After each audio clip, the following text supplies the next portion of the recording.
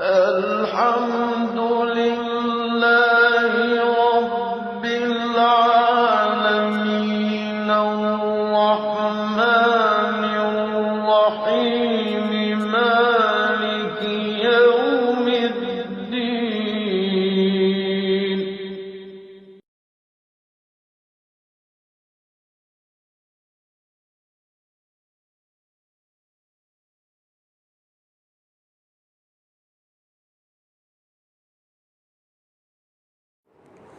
نحمده ونصلي على رسوله الكريم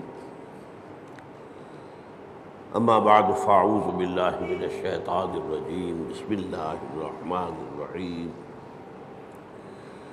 الحمد لله رب العالمين الرحمن الرحيم مالك يوم الدين إياك نعبد وإياك نستعين اهدنا الصراط المستقيم صراط الذين أنعمت عليهم غير المغضوب عليهم ولا الضالين آمين رب اشرح لي صدري ويسر لي أمري واحلل عقدة من لساني يفقهوا قولي اللهم ربنا ألهمنا رشدنا وأعذنا من شرور أنفسنا اللهم أرنا الحق حقا وارزقنا اتباعه وأرنا الباطل باطلا وارزقنا اجتنابه آمین یا رب العالمین۔ پچھلے جمعے میں ہم نے آیت بسم اللہ پر گفتگو کی تھی اور صرف اس تمہید کے ساتھ کہ یہ آیہ مبارکہ قرآن مجید کی سورتوں کے درمیان تو صرف ایک دفعہ آئی ہے، وہ سورہ نمل میں ہے۔ حضرت سلیمان نے جو خط لکھا تھا ملکہ سبا کو، اس کا آغاز اس سے ہوا تھا انہ من سلیمان وانہ بسم اللہ الرحمن الرحیم۔ باقی جو قرآن مجید کی 113 سورتوں کے شروع میں یا ان سے پہلے جو آیت درج ہے اس کے بارے میں اختلاف ہے کہ آیا یہ ان سورتوں کا حصہ ہے یا نہیں۔ اکثر کی رائے یہ ہے کہ سورتوں کا حصہ نہیں ہے، بلکہ علامت کے طور پر کہ ایک سورت ختم ہو گئی دوسری شروع ہو رہی ہے، اور اسی لیے ان کا شمار بھی نہیں کیا جاتا۔ بعض اوقات بعض لوگوں کی رائے یہ ہے کہ ان کا شمار کیا جائے گا، جب آپ پورے قرآن کی آیات کا شمار کریں گے تو یہ 113 آیات بھی شمار ہوں گی، اور ایک رائے ہے کہ نہیں، انہیں نہیں گنا جائے گا۔ باقی اس میں اصل چیز اللہ کے 3 اسماء مبارکہ، اللہ، الرحمن، الرحیم، ان پر گفتگو ہو چکی ہے۔ اب ہم اللہ کے نام سے سورہ فاتحہ پر گفتگو اپنی شروع کر رہے ہیں۔ یہ بات سامنے آ چکی ہے کہ یہ 5ویں وحی ہے جو حضور پر ہوئی، اور پہلی مکمل سورت ہے جو آپ پر نازل ہوئی۔ اس سے پہلے متفرق آیات نازل ہوئی۔ سورہ علق کے شروع میں 5 آیتیں، سورہ قلم اس کے شروع میں 7 آیتیں، سورہ مزمل کے شروع میں 10 آیتیں، اور سورہ مدثر کے شروع میں 7 آیتیں، پھر یہ 7 آیتیں سورہ فاتحہ کی۔ اس سورہ مبارکہ کے بارے میں یہ سب کو معلوم ہے کہ یہ ہمارے نماز کا جزو لازم ہے، بلکہ نماز نام ہی اس کا ہے، گویا کہ اصل نماز یہی ہے۔ اس لیے کہ ایک حدیث میں جس میں، اور حدیث قدسی ہے، حضرت ابو ہریرہ رضی اللہ تعالیٰ عنہ راوی ہے، مسلم شریف کے اندر روایت موجود ہے، اللہ تعالیٰ نے خود اس سورہ مبارکہ کا تجزیہ کرتے ہوئے فرمایا ہے قسمت الصلاۃ بینی و بین عبدی نصفین، میں نے نماز کو اپنے اور اپنے بندے کے درمیان آدھا آدھا تقسیم کر لیا۔ اور پھر شرح کی حضور نے صلی اللہ علیہ وسلم کہ 3.5 آیتوں میں اللہ کی حمد و ثنا ہے اور اللہ کی بندگی کا اقرار ہے، یہ تو اللہ کا حصہ ہو گیا۔ باقی 3.5 آیتوں میں اللہ سے استدعا ہے، دعا ہے، یہ گویا بندے کا حصہ ہوا۔ تو اس حوالے سے یہ چیز تو بالکل طے ہے کہ یہ 7 آیتوں پر مشتمل ہے۔ البتہ جو لوگ آیت بسم اللہ کو بھی شمار کرتے ہیں پھر یا تو وہ 8 بن جائیں گی، لیکن ساتھ رکھنے کے لیے پھر وہ آخری 2 آیتوں کو ایک کرتے ہیں، صراط الذین انعمت علیہم غیر المغضوب علیہم ولا الضالین، اس کو ایک آیت مانتے ہیں۔ اسی لیے آپ نے دیکھا ہوگا قرآن مجید میں وہاں پھر وہ آیت کا گول نشان نہیں ہے، بلکہ وہ 5 کا حصہ لکھا ہوا ہے، یعنی گویا کہ یہاں کچھ اختلاف ہے۔ آج ہمیں اس کی پہلی آیت کے بارے میں بات کرنی ہے۔ الحمدللہ رب العالمین۔ سب سے پہلے ہمیں سمجھنا حمد کسے کہتے ہیں۔ حمد کا ترجمہ عام طور پر کیا جاتا ہے تعریف، کل تعریف ہے اللہ کے لیے، یا تمام تعریف اللہ کے لیے، لیکن یہ ترجمہ اس اعتبار سے غلط ہے کہ تعریف کا لفظ بھی عربی کا ہے اور اس کے خاص معنی ہے۔ تعریف کے معنی ہوتا ہے کسی چیز کی پہچان کروانا، معرفت کروانا۔ ہم کسی سے کہتے ہیں آپ کی تعریف کیا ہے، کیا مطلب ہے؟ آپ اپنا نام بتائیے، یہ نام آپ کی پہچان ہے، آپ کی تعریف کیا ہے؟ اس کا مطلب یہ نہیں ہوتا کہ آپ اپنی حمد بیان کریں، اپنی ثنا بیان کریں، اپنے فضائل بیان کریں، اپنے اعلیٰ مقامات بیان کریں، بلکہ تعریف کا مطلب ہے پہچان کروانا، پہچان کرنا بھی نہیں۔ پہچان کرنے کے لیے تعارف کا لفظ آئے گا، تفاعل۔ جیسے تعلیم کے معنی کسی کو علم دینا اور تعلم کے معنی خود علم حاصل کرنا۔ تو تعریف اصل میں مناسب ترجمہ نہیں ہے، لیکن کیا کریں، اور اردو میں مستعمل یہی ہو گیا۔ دوسرا لفظ اس کے لیے جو بہت صحیح ہے وہ ثنا ہے، کل ثنا اللہ کے لیے۔ ثنا کے معنی کیا ہے؟ یہ تثنیہ آپ کہتے ہیں 2، ثنا کے معنی لپیٹنے کے لیے۔ کسی میں جو ہم نے خوبی دیکھی وہی ہم نے اس کے سامنے بیان کی، گویا کہ اس کی خوبی کو اس کی طرف لوٹا رہے ہیں، یہ ثنا ہے۔ کل ثنا اللہ کے لیے ہے، تو جو بھی خوبیاں ہیں جس کی کہ اس اعتبار سے اس کی طرف اس کو لوٹایا جائے تو یہ ثنا ہو جائے۔ اب تیسری بات سمجھیے، تعریف اور ثنا بھی اس کا اصل مفہوم نہیں ہے، اس کا بنیادی مفہوم شکر ہے۔ کل شکر اللہ کے لیے۔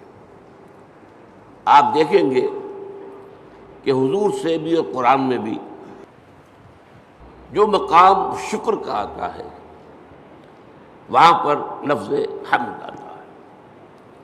آپ کو بھوک لگی ہوئی تھی، نقاہت بھی تھی، کھانا کھایا، توانائی ایک جسم میں محسوس ہوئی، آپ نے کیا دعا پڑھی؟ الحمدللہ الذی اطعمنی وسقانی وجعلنی من المسلمین۔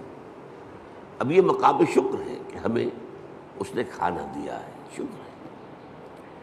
اسی طریقے سے آپ کو اگر اجابت ہو جائے صبح ٹھیک تو طبیعت جو ہے ہلکی ہو جاتی ہے، قبض ہو تو طبیعت بھاری رہتی ہے، لہذا اجابت سے فارغ ہو کر کیا دعا ہے؟ الحمدللہ الذی اذھب عنی الاذی وعافانی۔ اس اللہ کا شکر ہے جس نے مجھ سے اذیت بخش ہے کو دور کر دیا، اذیت، اور مجھے عافیت بخشی۔ یہ آپ نے حکما کا قول سنا ہوگا کہ قبض جو ہے وہ 100 امراض کی بنیاد بن جاتا ہے۔ تو گویا کہ یہ جو فضلات ہیں ہمارے جسم سے ان کا نکل جانا، یہ ہمارے لیے ایک بڑی رحمت ہے، اس پر اللہ کا شکر ادا کیا جائے۔ تو جہاں کہیں بھی مقام آئے گا کہ شکر کا لفظ آئے، اب آپ کی آنکھ کھلی صبح، رات بھر کی کیفیت نیند کی جو تھی، آپ کا شعور آپ کے پاس نہیں تھا۔ اور ایک حدیث سے معلوم ہوتا ہے، قرآن مجید کی آیت سے بھی، کہ روح جو ہے وہ اللہ تعالیٰ نیند میں سلب کر لیتا ہے۔ جان رہتی ہے لیکن روح نکال لیتا ہے۔ اللہ یتوفی الانفس حین موتہا، لیکن یہ کہ موت میں بھی نفس آتا ہے، والذی لم تمت فی منامہا، اور جس کی موت کا وقت نہیں آتا اس کی نیند میں، وہ اللہ تعالیٰ روح کو سلب کرتا ہے پھر لوٹاتا ہے۔ تو اب اس کو گویا کہ حدیث میں کہا گیا کہ یوں سمجھیے کہ نصف موت تو ہو گئی نا، اور ہم کہیں گے کہ نیند جو ہے موت کی بہن ہے۔ اس کی دعا کیا سکھائی حضور نے؟ الحمدللہ الذی احیانی بعدما اماتنی والیہ النشور۔ اس اللہ کا شکر ہے جس نے مجھے از سر نو زندگی دی، اس کے بعد کہ مجھ پر موت طاری کر دی تھی۔ موت کی بہن تو مجھ پر طاری ہو گئی تھی، نیم مردہ تو میں ہو چکا تھا کہ میرا شعور جو ہے وہ نہیں تھا میرے ساتھ۔ وہاں بھی لفظ حمد ہے، الحمدللہ الذی احیانی بعدما اماتنی والیہ النشور۔ آپ سوچ رہے ہوں گے کہ ہمارے معمولات میں بدقسمتی سے یہ چیزیں شامل نہیں رہی۔ یہ ذکر کی بہت عمدہ شکل ہے، جسے کہتے ہیں کہ حضور نے قرآن میں آیا الذین یذکرون اللہ قیاما وقعودا وعلی جنوبہم، وہ لوگ جو اللہ کو یاد کرتے ہیں کھڑے ہوئے، بیٹھے ہوئے، لیٹے ہوئے، ہر حال میں۔ تو کیا مطلب کوئی اور کام نہیں کرتے؟ نہیں، کام کے ساتھ دعا ہے۔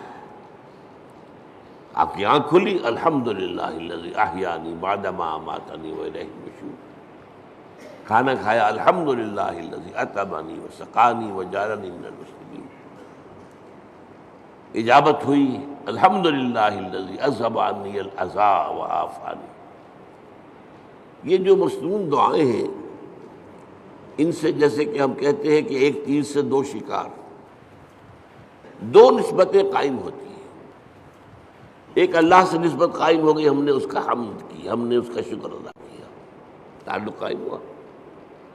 ایک رسول کے ساتھ نسبت ہو گئی کہ مسنون دعا ہے، ہم اس شکر کے ادا کرنے میں اپنے الفاظ نہیں استعمال کر رہے، بلکہ وہ کر رہے ہیں کہ جو نبی اکرم صلی اللہ علیہ وسلم کرتے ہیں۔ تو دونوں نسبتیں اللہ کا ذکر، اس میں وقت تو کوئی نہیں لگا۔ بہرحال شکر جو ہے در حقیقت وہ اس حمد کا نیوکلیس ہے۔ البتہ شکر، اور عام معنی میں اب لفظ استعمال کر رہا ہوں میں تعریف، اس میں جو ایک باریک سا فرق ہے وہ کیا ہے؟ شکر کیا جاتا ہے اس چیز پر جس کا آپ کو فائدہ ہوا ہو، جس سے آپ کو کچھ حاصل ہوا ہو، جس سے آپ کی کوئی ضرورت پوری ہوئی ہو، جس سے آپ کی کوئی تکلیف رفع ہوئی ہو، جس سے آپ کی کوئی حاجت پوری ہوئی ہو، شکر اس پر ہو۔ اور تعریف کوئی حسن ہے، کمال ہے، خوبی ہے، چاہے آپ کو تو کوئی فائدہ نہیں ہوا، پھول کیا خوبصورت پھول ہے، تعریف کی ہے آپ نے، لیکن یہ کہ آپ کو اس سے کوئی مادی فائدہ تو نہیں ہوا۔ ہر شے، جس شے میں بھی کوئی جمال ہے، کوئی کمال ہے، اس کی تعریف کی جائے، خواہ آپ کو اس سے کوئی فائدہ نہ پہنچا ہو، یہ تعریف ہے۔ البتہ یہ جو باریک سا فرق میں نے بیان کیا ہے، اس کو بھی نوٹ کر لیجئے، یہ بھی ہمارے شعور کے محدود ہونے کی وجہ سے ہے، ورنہ اس سے بھی ہمیں فائدہ ہوتا۔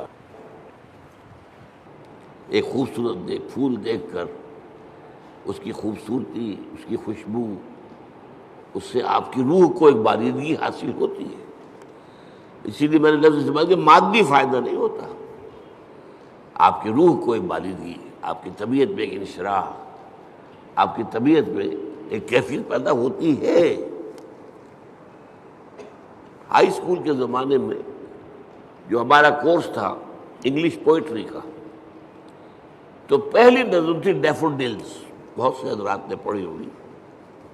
وہ نظم کیا تھی کہ شاعر ایک روز سیر پر نکلا ہوا ہے، ایک پہاڑی کو عبور کر کے وہ جب اس کی چوٹی پر پہنچتا ہے تو اب دوسری طرف نگاہ گئی، وادی ہے، اور وادی بھری ہوئی ہے ڈیفوڈل کے پودوں سے اور اس کے پھولوں سے، اور پھول لہرا رہے ہیں ہوا کے اندر، ناچ رہے ہیں ہوا میں۔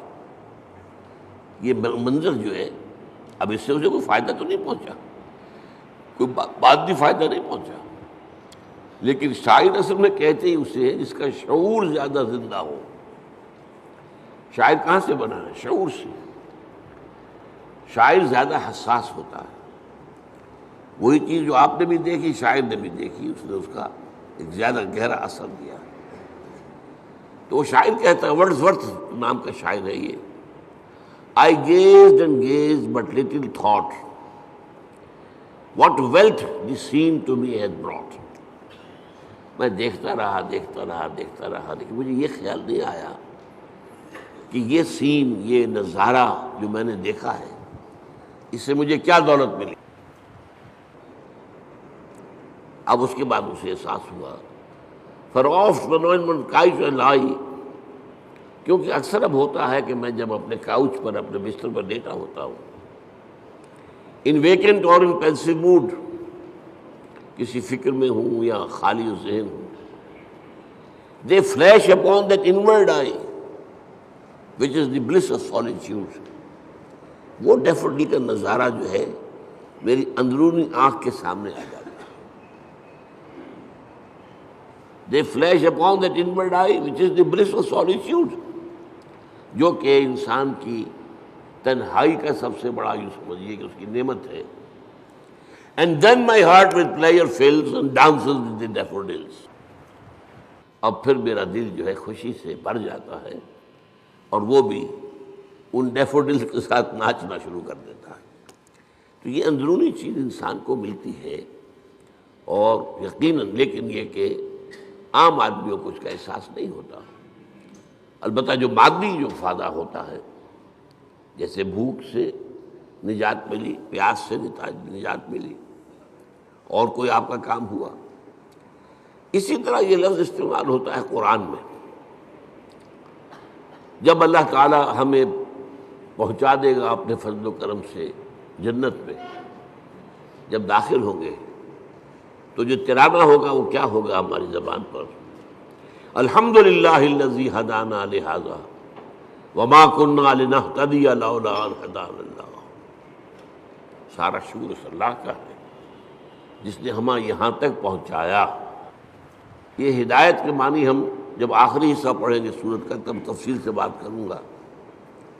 ہدایت کے درجے ہیں، ہدایت کا درجہ یہ بھی ہے کہ آپ نے کسی کو کوئی بات بتا دی، ایک درجہ اس سے آگے ہے، اس کو خوب اچھی طرح سمجھایا۔ اب مثال کے طور پر کوئی شخص آپ سے کوئی پتہ پوچھ رہا، بھائی مجھے فلاں جگہ جانا ہے، ذرا مجھے بتائیے۔ آپ نے کہا یوں جانا، ادھر مڑ جانا، ادھر چلے جانا۔ امریکہ میں جو ہے وہ گنتی کرتے ہیں لائٹس کے ساتھ، ٹریفک لائٹس، 4 ٹریفک لائٹس کے بعد بائیں کو مڑ جانا، اس کے بعد پھر تیسری کے اوپر دائیں کو مڑ جانا۔ یہ بتا دیا آپ نے، یہ بھی ہدایت ہی ہے نا۔ ایک درجہ یہ ہے کہ آپ نے کہا بھائی لاؤ میں تمہیں پہنچا آتا ہوں، آپ نے اس کی انگلی پکڑی یا اپنی گاڑی میں بٹھایا اور اس کی منزل پر پہنچا دیا۔ یہ منزل تک پہنچا دینا، یہ ہدایت کا آخری مرحلہ ہے۔ اللہ نے ہدایت کا ابتدائی مرحلہ تو ہمیں کیا، ہمارے اپنے اندر ہدایت موجود ہے، نیکی اور بدی کی پہچان موجود ہے۔ الہمہا فجورہا و تقواہا، ہماری روح کے اندر اللہ کی معرفت بھی ہے اور محبت بھی ہے، موجود ہے۔ پردے پڑ گئے ذہول کے، غفلت کے، ہماری ساری توجہ جو ہے دنیا میں، ہم گم ہو کر رہ گئے، ورنہ ہمارے اندر ہے سب کچھ۔ قرآن کہتا ہے فطرت اللہ التی فطر الناس علیہا، یہ انسان کو جو بنایا اللہ نے، یہ فطرت اللہ پر بنایا، فطرت اللہ التی فطر الناس علیہا ہے۔ ہمارے اندر معرفت بھی ہے، محبت بھی ہے، محبت بھی خوابیدہ ہے، اور معرفت کے اوپر بھی ذہول کے پردے پڑے ہوئے۔ اسی لیے قرآن اپنے آپ کو کیا کہتا ہے؟ تذکرہ، کلا انہا تذکرہ، یاد دہانی ہے۔ فذکر بالقرآن من یخاف وعید، آپ تذکیر کیے، یاد دہانی کرائیے۔ یہ تعلیم نہیں ہے، تعلیم تو اس چیز کی ہوتی ہے جو پہلے انسان کو معلوم نہ ہو۔ تذکیر وہ ہے جو آپ کو یاد تھی، معلوم تھی، بھول گئے آپ، لیکن آپ کے علم میں تھی، بھول گئے۔ تذکیر، یاد دہانی، بھئی فلاں وقت ہوا تھا نا معاملہ، تمہیں یاد نہیں رہا، یہ آپ تذکیر کر رہے ہیں۔ کوئی ادھر ادھر کی بات کر کے آپ بتائیں گے یاد آ جا، ہاں مجھے یاد آ گیا، یہ تذکیر ہے۔ تو قرآن تذکیر کے لیے آیا ہے، تذکرہ ہے، ذکرہ بھی کہا گیا۔ وَلَقَدْ يَسَّرْنَا الْقُرْآنَ لِلذِّكْرِ فَهَلْ مِن مُدَّكِرٍ، اس یاد دہانی کے، ورنہ تمہارے اندر موجود ہے، اللہ کی معرفت ہے، اللہ کی محبت ہے، نیکی اور بدی کا شعور ہے، یہ دے کر دنیا میں بھیجا ہے تمہیں۔ اور اس کے بعد یہ ہے کہ اس سے اگلی ہدایت اللہ نے اپنی کتابیں نازل کر دی، اللہ نے اپنے نبی بھیج دیے، اپنے رسول بھیج دیے۔ پھر اس سے اگلی ہدایت کیا ہے؟ تم ارادہ کرو خیر کا، اللہ توفیق دے گا اور انگلی پکڑ کر تمہیں پہنچائے گا۔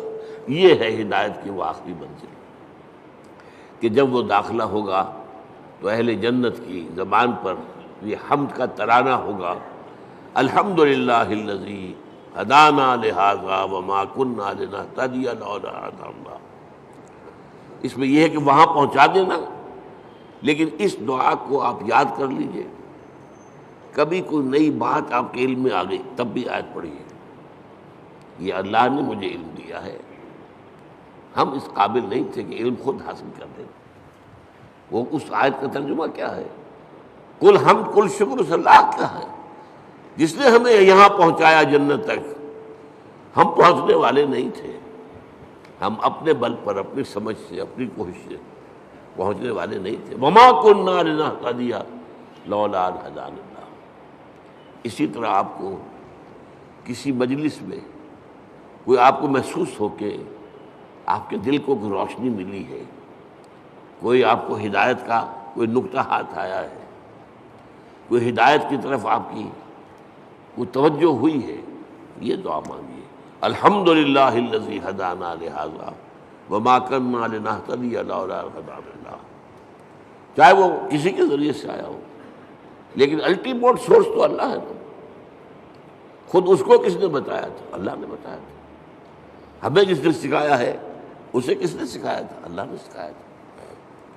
اسی طرح الحمدللہ الذی صدقنا وعدہ واورثنا الارض نتبوأ من الجنۃ حیث نشاء۔ ایک جگہ یہ ترانہ آیا ہے، جنت والے ترانہ جو ہے، کل حمد کل شکر اس اللہ کا ہے جس نے ہم سے اپنا وعدہ سچا کر دکھایا۔ اس نے ہم سے کہا تھا کہ تم میرے راستے میں چلو گے میں تمہیں جنت دوں گا، آج ہمیں اللہ نے وہاں پہنچا دیا۔ صدقنا وعدہ، اس نے اپنا وعدہ ہمارے ساتھ سچ کر دکھایا اور ہمیں بنا دیا وارث، اس جنت کی زمین کا وارث بنا دیا۔ ہم جہاں چاہے ڈیرا لگائیں، کھلی چھوٹ ہے ہمیں۔ الحمدللہ الذی صدقنا وعدہ واورثنا الارض، زمین کا ہمیں وارث بنا دیا۔ اس سے بعض حضرات نے سمجھا ہے یہ کہ جنت کی ابتدائی منزل اسی زمین پر ہوگی، زمین کا وارث بنا دیا گیا، واورثنا الارض۔ بعض نے کہا نہیں، ارض سے مراد ارض جنت ہے، جنت کی زمین کا ہمیں وارث بنایا۔ لیکن میری ذاتی رائے بھی یہی ہے، اصل میں حساب کتاب یہی ہوگا، میدان حشر اسی زمین میں ہوگا، اس لیے کہ قصہ زمین برسر زمین، آپ نے نیکی یہی کمائی ہے، بدی بھی یہی کمائی ہے، اس کی سزا بھی یہی ہوگی اور اس کی جزا بھی شروع یہاں ہوگی، لیکن شروع ہوگی، جزا کے مرحلے ہیں، اس کے بعد جنت، آسمانی جنتوں کی طرف عروج ہوگا۔ لیکن وہ جو میں نے کئی دفعہ آپ کو بتایا ہے، قرآن مجید میں ایک نزل کا لفظ آتا ہے، نزل، اور ایک عربی میں ضیافت کا لفظ، ان دونوں میں فرق کیا ہے؟ نزیل کہتے ہیں کسی مہمان کو جب کہ وہ فوراً آیا آپ کے ہاں، نظر اترا، کوئی اونٹ سے اترا آپ کے دروازے پر، نزیل ہے، گھوڑے سے اترا آپ کے دروازے پر، نزیل ہے، کسی خچر پر تھا، گدھے پر تھا، اترا، نزیل ہے۔ آج آپ کار سے اترتے ہیں، نزیل ہے، نظرہ تو ہے۔ آتے ہی آپ کیا کرتے ہیں؟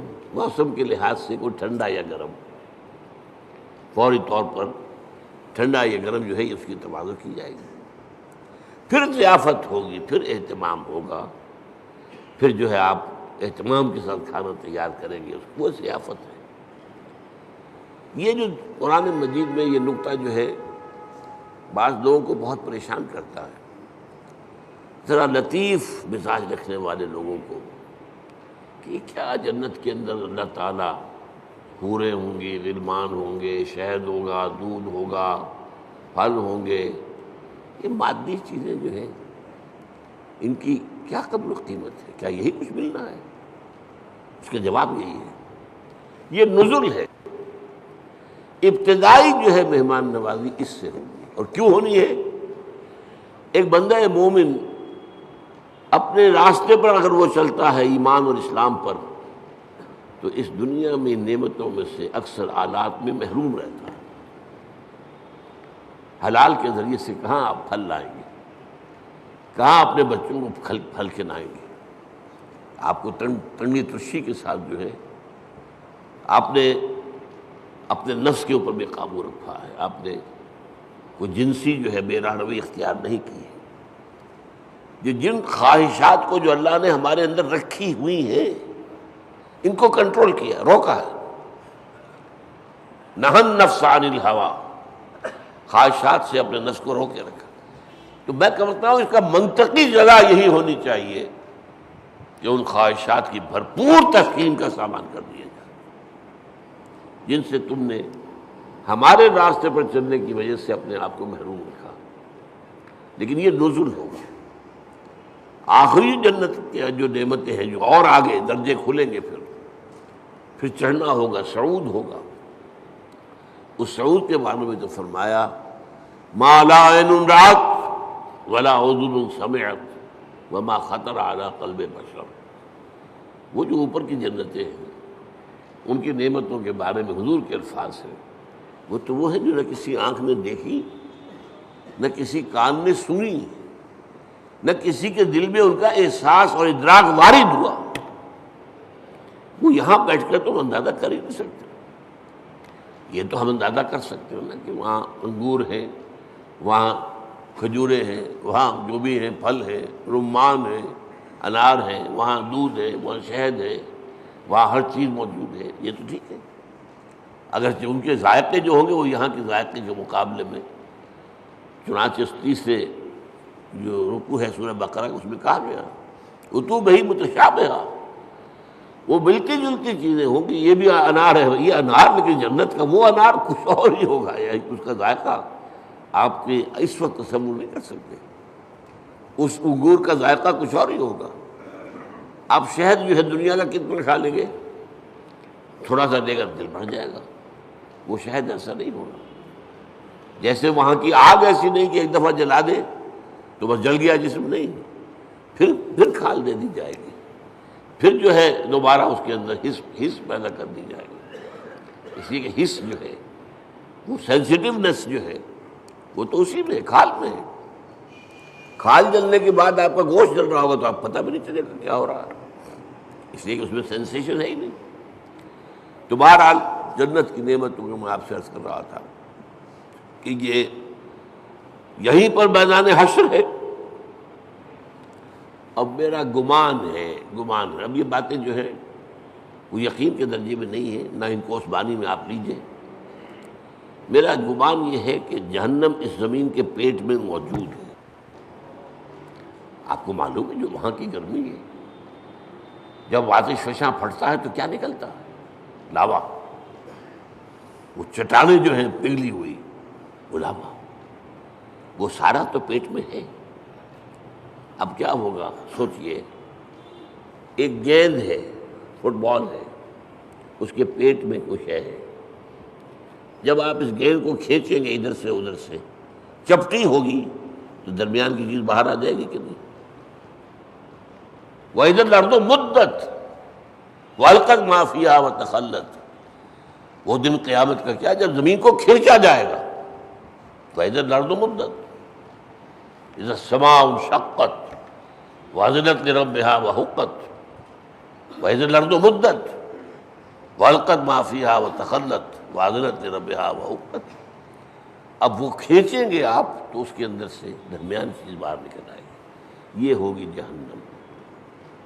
اس جہنم کا معاملہ اسی زمین میں سے نکلا. پھر وہی لفظ کہہ رہا ہوں، قصہ زمین برسر زمین. لیکن یہ کہ جنت جو وہ ہوگی زمین کی، وہ صرف پہلی منزل ہے اس کی.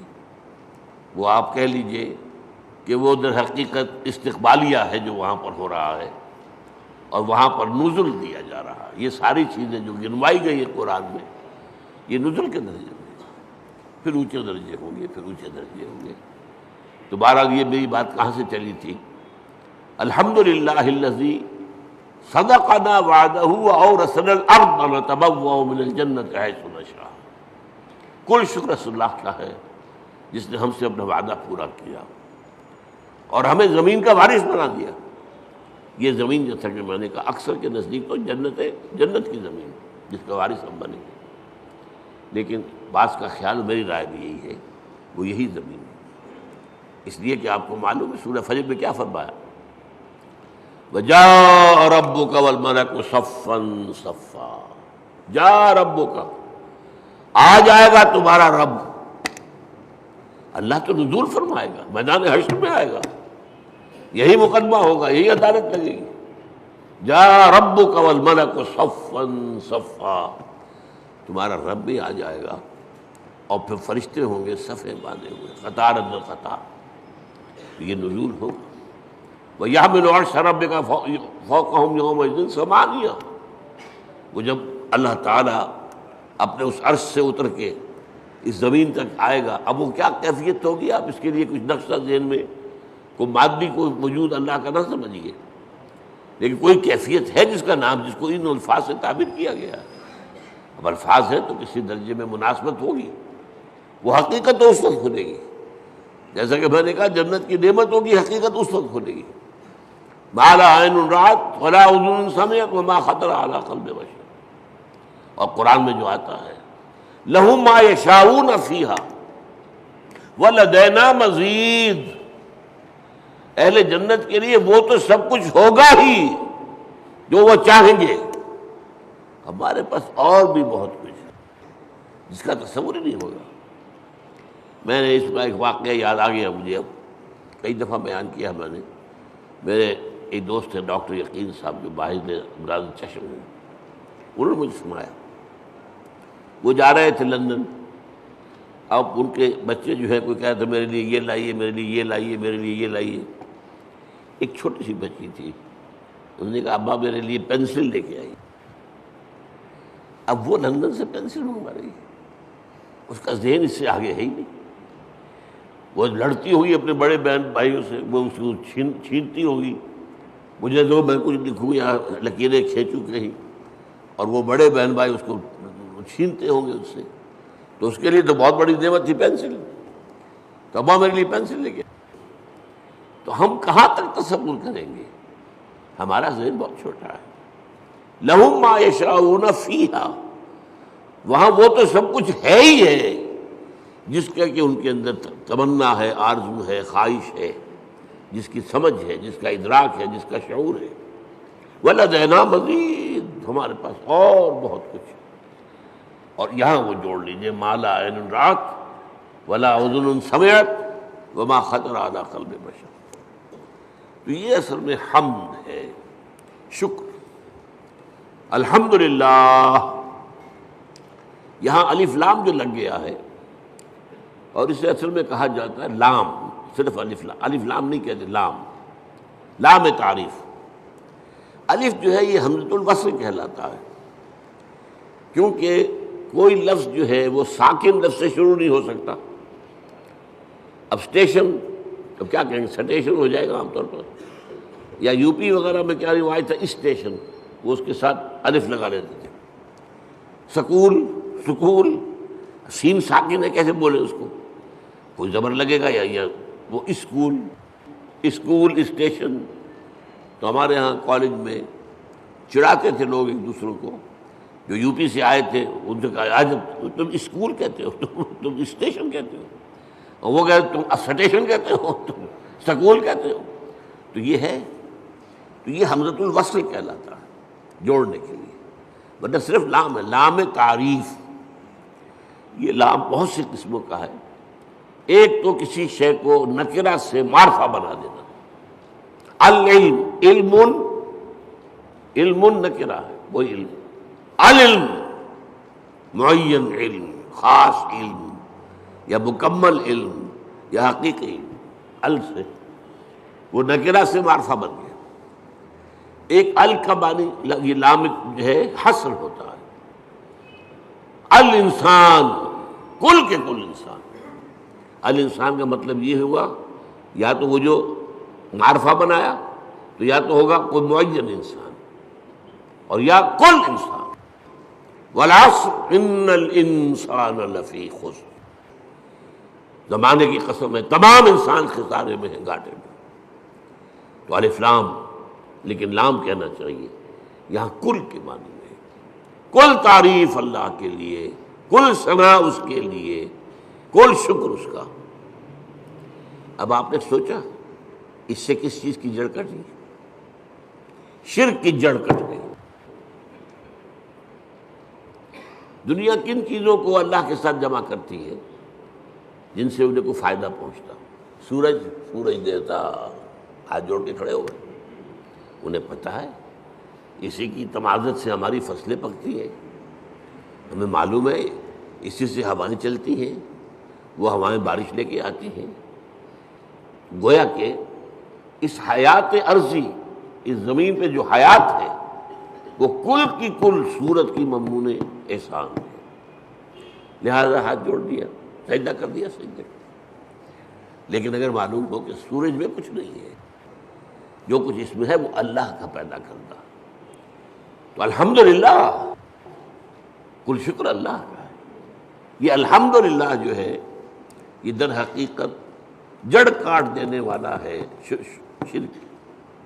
کسی اور میں کوئی خوبی دیکھی، پھول خوبصورت ہے، آپ کہیں گے، عام آدمی کہے گا بڑا خوبصورت پھول ہے، بندہ مومن کیا کہے سبحان اللہ، اسے تو اللہ یاد آیا، اس پھول میں تو کچھ نہیں ہے، تو اللہ کی طرف سے اس کو عطا کرنا ہے. آپ کو تصویر دیکھتے مصور کی، اگر وہ بہت اچھی بنی کس کی تعریف کرتے؟ مصور کی کہ تصویر کی؟ تعریف تو مصور کی ہے جس نے کہ تصویر کھینچی ہے، بنائی ہے. تو در حقیقت الحمدللہ. اور یہ جان دیجئے یہی شکر جو ہے عبادت کی شکل اختیار کرتا ہے. کیوں؟ اس لیے کہ ایک اصول ہے فطرت انسانی کے اندر مضمر ہے، هل جزاء الاحسان الا الاحسان. یہ سورہ رحمان کی آیت ہے. بھلائی کا بدلہ بھلا ہی ہوگا نا. کسی نے آپ کے ساتھ کوئی خیر کیا ہے، اچھا کام کیا ہے، آپ کے دل میں ہوگا میں بھی اس کی کوئی خدمت کروں.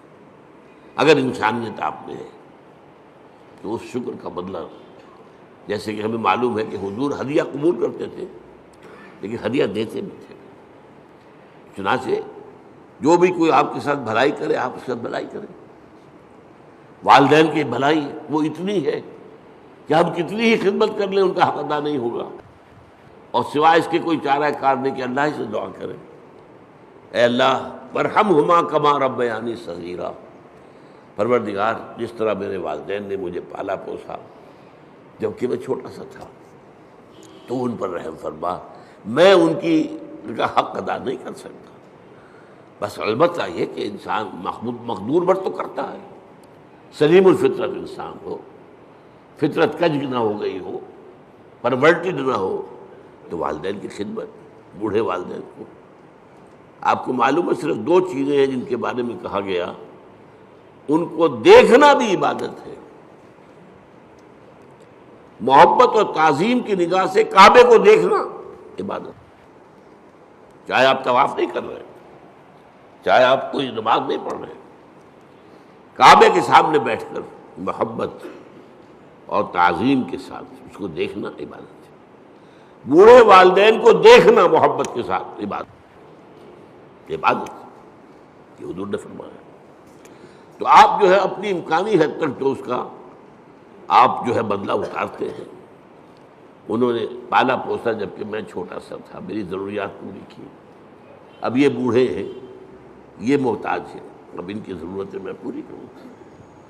اگرچہ جیسا کہ میں نے کہا کہ حق ادا نہیں ہو سکتا، لیکن اب آپ سورج کا کیا حق ادا کریں گے؟ کچھ بھی نہیں کر سکتے. یہ جذبہ شکر جو ہے سورج کا، یہ عبادت کی شکل اختیار کرتا ہے. جہاں آپ کو بدلہ نہیں دے سکتے، سر جھکا دیجیے، تعظیم کیجیے اس کے سامنے سجدہ کیجیے. یہی تو ہے شکر سے عبادت. یہ فلسفہ ہے، سمجھ لیجیے. شکر کی بنیاد پر عبادت ہے. اسی لیے تو جس کو کہا حضور نے، اور میں نے ابھی حدیث آپ کو سنائی تھی، حدیث قدسی، الصلاۃ، جو اصل دعا ہے اس کی پہلی آیت ہی ہے الحمدللہ رب العالمین. قرآن کی پہلی آیت، پہلا لفظ کیا ہے قرآن کا؟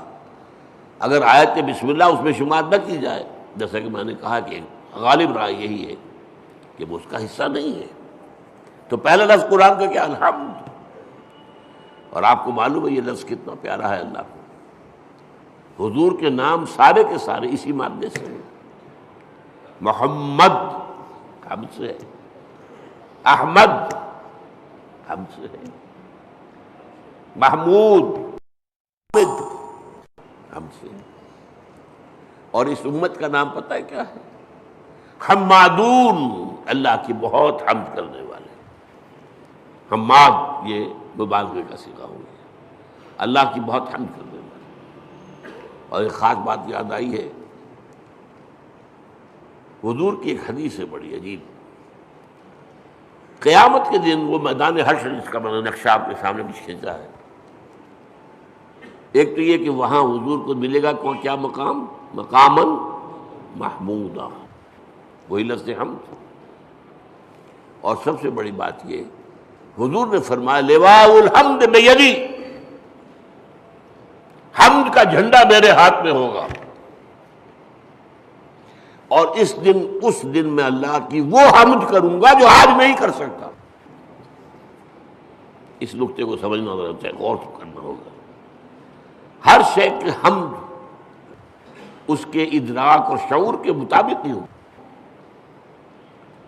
کسی نے آپ کے ہاتھ پر ہیرا رکھا، آپ نے سمجھا شیشے کا ٹکڑا ہے، تو کیا شکر کریں گے آپ؟ اگر معلوم ہو یہ ہیرا ہے تو شکر جو ہے اس کے متناسب شکر آپ کے قلب میں پیدا ہوگا. معرفت جو اس وقت ہوگی وہ آج نہیں ہے. پردے اٹھ چکے ہوں گے. آج چاہے اب بھی حضور کی معرفت ظاہر بات ہے کہ تمام انسانوں میں، مخلوقات میں سے بڑھ کر ہے، لیکن یہ کہ وہاں جب بے پردہ ہوگا معاملہ، تو فرمایا کہ وہ جو حمد میں اس میں بیان کروں گا وہ آج نہیں کر سکتا. تو یہ الحمدللہ، اللہ پر ہم گفتگو کر چکے ہیں.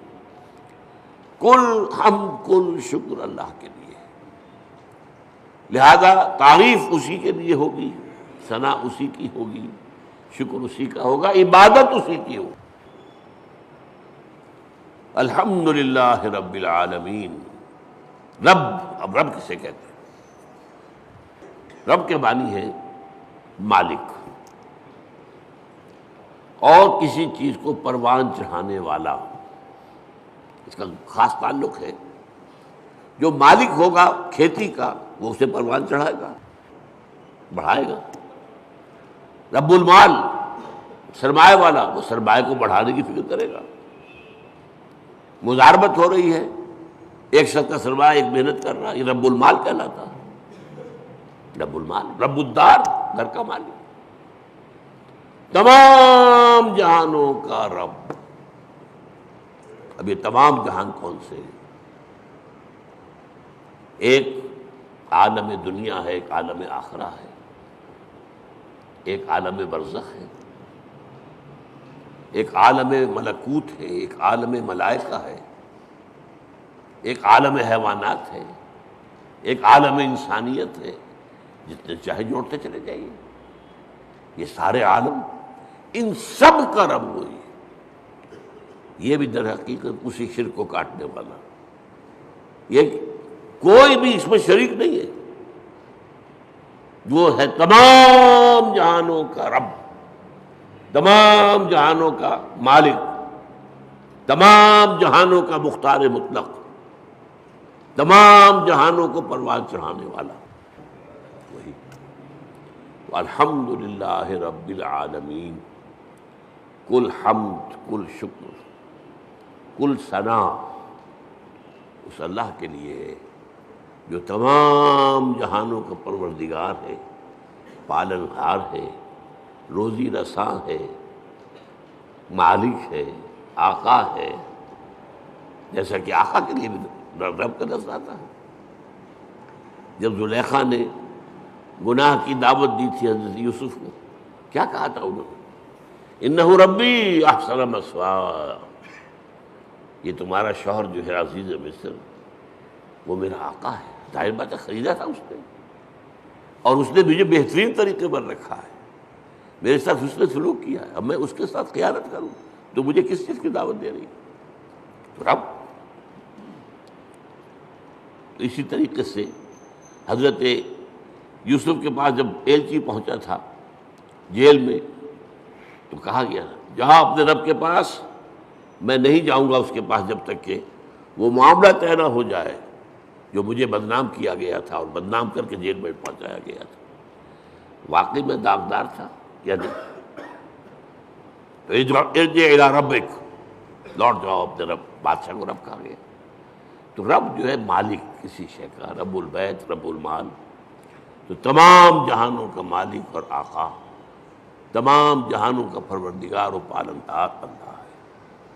بس آج اسی ایک آیت پر گفتگو ہوئی ہے، اگلی آیت تو ہم پڑھ چکے ہیں الرحمن الرحیم، تو اس سے اگلی آیت تیسری جو ہے اس پر انشاءاللہ اگلے جمعے میں، میری طبیعت تو خیر اچھی نہیں چل رہی ہے، میں وعدہ کیے ہوئے ہوں ایک جگہ پر مجھے جمعہ پڑھانا ہے، حویلی لکھا، وہاں ہمارے ایک ساتھی نے مسجد بنائی ہے، تعمیر کی ہے، وہ چاہتے ہیں کہ وہاں جمعہ پہلا میں پڑھاؤں، میں نے وعدہ کر لیا تھا، تو اگر جیسا اس وقت ہوں ایسا بھی ہوا تو انشاءاللہ جاؤں گا، تو پھر شاید اگلے جمعے میں آپ سے یہاں ملاقات نہ ہو، تو اس سے اگلے جمعے میں اب مالک یوم الدین پر گفتگو ہوگی۔ اقول قولی ھذا واستغفر اللہ لی ولکم ولسائر المسلمین والمسلمات۔